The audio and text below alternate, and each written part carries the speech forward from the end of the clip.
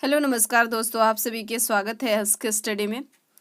आज हम लोग पढ़ेंगे पेपर फोर्थ समसामयिकीय भारत और शिक्षा contemporary India and education. Semester 1 है, बीएड के लिए, बीएड फर्स्ट ईयर के लिए है। आप लोग के एग्ज़ाम के डेट आ चुका है। आप लोग अपनी तैयारी को मजबूत रखें। ऑब्जेक्टिव टाइप के क्वेश्चन हम लोग सॉल्व करेंगे जो एग्ज़ाम के लिए बहुत ही महत्वपूर्ण रहेगा। यहाँ से बहुत सारे क्वेश्चन आने की संभावना रहेगी। तो चलिए स्टार्ट करते हैं और आप लोग अंतिम तक ये वीडियो जरूर देखिए। आप लोग एग्जाम के लिए बहुत ही महत्वपूर्ण है। यहाँ से 1 या 2 क्वेश्चन जरूर आएंगे। फर्स्ट है, वैदिक काल में शिक्षा का माध्यम था। वैदिक काल में शिक्षा का माध्यम था, संस्कृत था, अपभ्रंश था, पाली था या प्रकृति था। तो इसका राइट आंसर हो जाएगा संस्कृत था। वैदिक काल में शिक्षा का माध्यम जो था वो संस्कृत था। अगर जिसको आता है तो वो भी देख ले, क्योंकि रिवीजन हो जाएगा। और जिसको नहीं आता है वो अपना नोट्स भी बनाते चले साथ साथ, क्योंकि एग्जाम के लिए बहुत ही महत्वपूर्ण है। यहाँ से बहुत सारे क्वेश्चन आने की संभावना है। प्लीज़ आप लोग चैनल को सब्सक्राइब करें और लाइक कर दें। 4 वेदों में नेक्स्ट है, 4 वेदों में सबसे पुराना वेद है। 4 वेदों में सबसे पुराना वेद कौन सा है? ऋग्वेद है, यजुर्वेद है, स अर्थवेद है, द सामवेद है। तो इसका राइट आंसर जो होगा वो आ होगा, ऋग्वेद है। ऋग्वेद जो है वो सबसे प्राचीनतम वेद है। इसमें 10 मंडल है, 10 मंडल है और 1028 सूक्त हैं। 1028 सूक्त हैं, 10,580 ऋचाएँ हैं।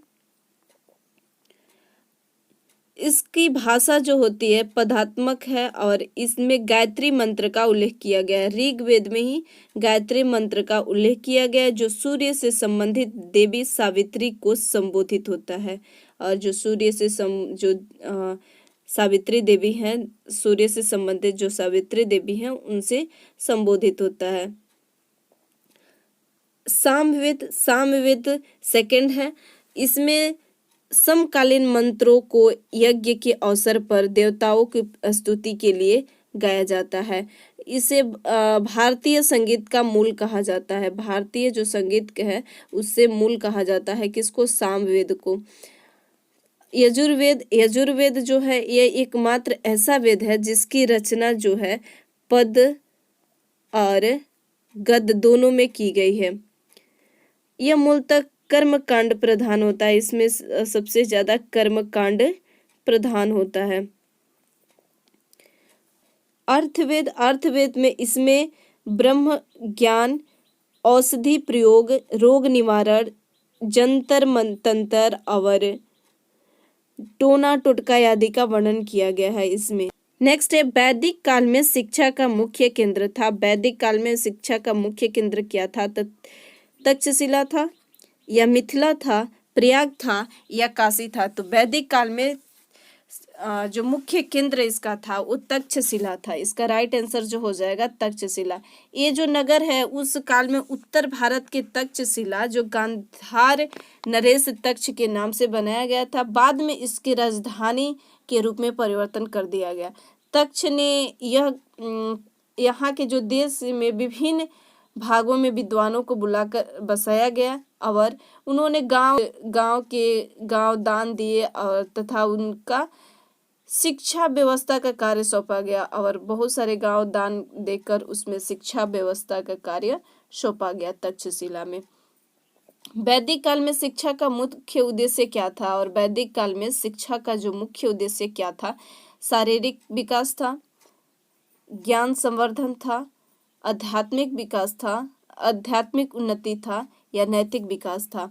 तो इसका राइट आंसर हो जाएगा आध्यात्मिक उन्नति था। वैदिक काल में जो शिक्षा का मुख्य उद्देश्य था वो आध्यात्मिक उन्नति था। वैदिक काल में गुरुकुल में क्षत्रिय बच्चों का प्रवेश किस आयु पर होता था? और क्षत्रिय जो बच्चे थे उनका प्रवेश किस आयु वर्ग पर होता था गुरुकुल में वैदिक काल में?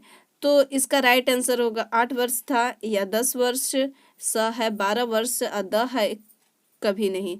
तो इसका राइट आंसर हो जाएगा 10 वर्ष। और 8 वर्ष में ब्राह्मण समाज के जो बच्चे थे उनका प्रवेश होता था, और 12 वर्ष में वैश्य समाज के जो बच्चे थे इनका प्रवेश होता था गुरुकुल में। वैश्य समाज के जो बच्चे थे उनका प्रवेश होता था। नेक्स्ट है बौद्धकालीन शिक्षा प्रदान की जाती है। बौद्धकालीन शिक्षा प्रदान की जाती है गुरुकुल में की जाती है, आश्रम में की जाती है, मदरसों में की जाती है, मठों में की जाती है। तो इसका राइट आंसर होगा मठों में की जाती है। बौद्धकालीन जो शिक्षा प्रदान की जाती है मठों में की जाती है या विहारों में की जाती है, विहारों में की जाती है। बौद्धकालीन शिक्षा का मुख्य उद्देश्य क्या था? बौद्धकालीन शिक्षा का मुख्य उद्देश्य क्या था?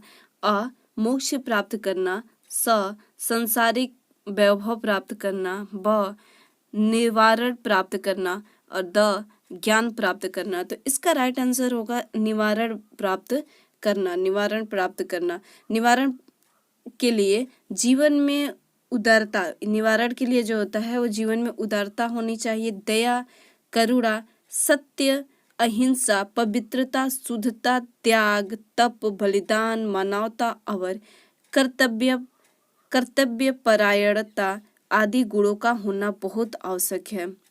इन सभी गुणों का होना ही बहुत आवश्यक है निवारण प्राप्त करने के लिए। नेक्स्ट है बौद्ध शिक्षा प्रणाली में भिक्षु शिक्षा सामान्यतः कितने वर्ष की थी? जो भिक्षु शिक्षा थी, भिक्षु शिक्षा सामान्यतः वो कितने वर्ष की थी? बौद्ध शिक्षा प्रणाली में भिक्षु शिक्षा जो थी सामान्यतः कितने वर्ष की थी?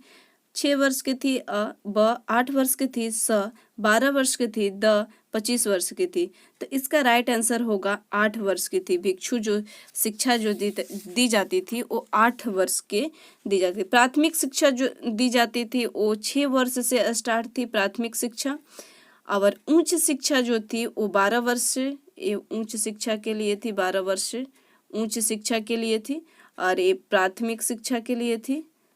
प्राथमिक शिक्षा, भिक्षु शिक्षा जो थी वो 8 वर्ष से स्टार्ट थी, और शिक्षा जो प्रारंभिक करने की आयु थी वो 8 वर्ष से लेकर 20 वर्ष तक थी। 8 वर्ष से लेकर 20 वर्ष तक उसकी प्रवेश की तिथि थी। मठों में प्रवेश की अनुमति मिल जाने पर शिक्षार्थी का संस्कार होता था। मठों पर प्रवेश जब मिल जाती थी तब शिक्षार्थी का संस्कार क्या होता था? उपनयन संस्कार होता था, प्रबज्य संस्कार होता था, उपसंपदा संस्कार होता था, या समावर्तन संस्कार होता था। तो इसका राइट आंसर जो होगा उपबज्य संस्कार होता था। प्रबज्य जो संस्कार दिया जाता था वो शिक्षकों को द्वारा दिया जाता था। 3 वचन कहा जाता था। पहले था, फर्स्ट इसका वचन था जो बुद्धम शरणम गच्छामि, I go to the shelter of Buddha, I go to shelter of Buddha. और सेकंड जो था वो धम्म शरणम गच्छामि, I go to the shelter of religion. और थर्ड जो था वो संघम शरणम गच्छामि, I go to the shelter of Sangha. Next है बौद्धकालीन में चिकित्सा विज्ञान की शिक्षा का मुख्य केंद्र कौन सा था? और बौद्धकालीन में चिकित्सा विज्ञान की शिक्षा का मुख्य केंद्र कौन सा था? तक्षशिला था, नालंदा था, विक्रमशिला था, या वल्लभी था। तो इसका राइट आंसर जो होगा वो तक्षशिला था। बौद्ध काल का जो चिकित्सा विज्ञान के शिक्षा का जो मुख्य केंद्र था वो तक्षशिला था। बौद्ध काल में विद्यार्थी धार्मिक पाठ्यक्रम में किसका अध्ययन नहीं करते थे? बौद्ध काल में जो विद्यार्थी थे वो धार्मिक पाठ्यक्रम में किसका अध्ययन नहीं करते थे? त्रिपिटक का, धम्म का, सूत का, द विनय पत्रिका का। तो विनय पत्रिका का अध्ययन नहीं करते थे। जो विद्यार्थी थे वो विनय पत्रिका का अध्ययन नहीं करते थे।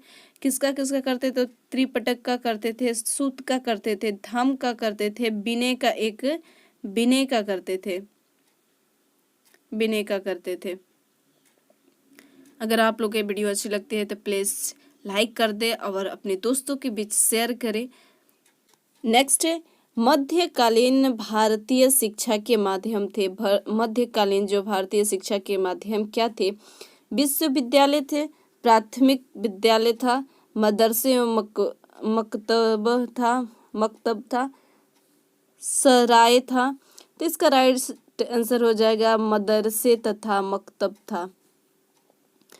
मदरसे तथा मकतब के अंतर्गत कुरान शरीफ के आदतों तथा हजरत मुहम्मद साहब के उपदेशों का ज्ञान जनता तक पहुंचाना का काम किया गया मदरसे और मकतब से। मकतब किस प्रकार के विद्यालय थे? तो मकतब जो थे वो प्राविधिक विद्यालय थे, ब जो है प्राथमिक विद्यालय थे, स माध्यमिक विद्यालय थे, द उच्च विद्यालय थे। तो इसका राइट जो आंसर हो जाएगा प्राथमिक विद्यालय थे।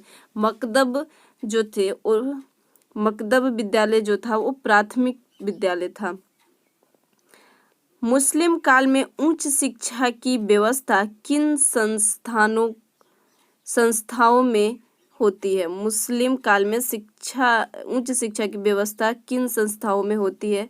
मकतबों में होती है, मदरसों में होती है, खानकाहों में होती है या दरगाहों में होती है? तो इसका राइट आंसर होगा मदरसों में होती है उच्च शिक्षा की व्यवस्था। मध्यकालीन जो मुस्लिम काल था उसमें मदरसों में होती थी। मुस्लिम शिक्षा प्रणाली में बिस्मिल्लाह खानी रस्म किस आयु पर होती थी? बिस्मिल्लाह खानी जो रस्म है वो 4 वर्ष से 4 माह 4 दिन या 5 वर्ष से 5 माह या 5 दिन, 6 वर्ष से 6 माह या 6 दिन, 8 वर्ष से 8 माह या 8 दिन। तो इसका राइट जो आंसर हो जाएगा 4 वर्ष से 4 माह 4 दिन होता है। बिस्मिल्लाह खानी जो है, बिस्मिल्लाह खानी जो रस्म है वो बच्चे के जब शिक्षा प्रारंभ की जाती है, स्टार्ट की जाती है, उस वक्त किया जाता है बिस्मिल्लाह खानी। जिस प्रकार बौद्ध शिक्षा का जब संस्कार हुआ था, प्रथम बार स्टार्टिंग जब शिक्षा हुई थी तो प्रवज्य से हुआ था। ठीक उसी प्रकार मुस्लिम शिक्षा प्रणाली में बिस्मिल्लाह खानी रस्म से शिक्षा की स्टार्टिंग होती है। नेक्स्ट है मकतबों में शिक्षा का माध्यम था। मकतबों में शिक्षा के क्या माध्यम था? अरबी था, उर्दू था, फारसी था या संस्कृति था? तो इसका राइट आंसर जो हो जाएगा फारसी था। मकतबों में जो शिक्षा का माध्यम था वो फारसी में दिया जाता, बच्चों की फारसी में दी जाती थी शिक्षा। मुस्लिम शिक्षा का मुख्य उद्देश्य था, इसका मुख्य उद्देश्य क्या था? ज्ञान का प्रसार करना था, धार्मिक कठोरता का समावेशन करना था, इस्लाम धर्म का प्रचार प्रसार करना था, मुस्लिम श्रेष्ठता की स्थापना करना था। तो इसका राइट जो आंसर होगा इस्लाम धर्म का प्रचार करना था, इस्लाम धर्म का प्रचार करना था। मकतबों में शिक्षा प्रारंभ होती थी और मकतबों में शिक्षा जो है वो कब स्टार्ट होती थी? उपनयन संस्कार से, अभी हम लोग पढ़े, उपनयन संस्कार से, प्रवज्य संस्कार से, बिस्मिल्लाह संस्कार से, समावर्तक संस्कार से। परंतु इसका राइट आंसर जो होगा बिस्मिल्लाह संस्कार से। प्राथमिक जो मकतबों में जो शिक्षा प्रारंभ होती थी वो बिस्मिल्लाह संस्कार से। अब प्रवज्य संस्कार से बौद्ध संगति में जो होती थी, बौद्ध धर्म में जो शिक्षा दी जाती थी वो प्रवज्य संस्कार से स्टार्ट की जाती थी। आपको ये वीडियो अच्छी लगी तो प्लीज़ लाइक करें और चैनल को सब्सक्राइब करें, अपने दोस्तों के बीच शेयर कर दें ताकि उन लोग के लिए भी ये वीडियो यूजफुल रहेगा। Thank you.